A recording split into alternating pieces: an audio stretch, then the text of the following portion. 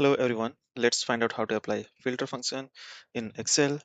For that, let's say I want to filter this array by the product category. So I will apply filter function here, write down filter, then select the array which you want to filter, press comma, select what you want to include. So I will select the category which are equal to J2 should be filtered. Press comma, if empty, do nothing. Press enter. Now we have the data which is filtered by the category which we have selected in the J2.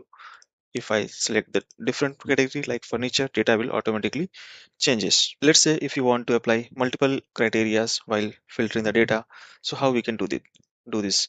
For that, we will go and edit the formula. We keep one criteria into parenthesis, then apply asterisk, open the parenthesis. Now select the second criteria, which is city is equal to K2. Close the parenthesis and now press enter. So now we can filter the data based on multiple filter criteria. I hope you understand how to apply filter in Excel with the multiple criterias. Thanks for watching.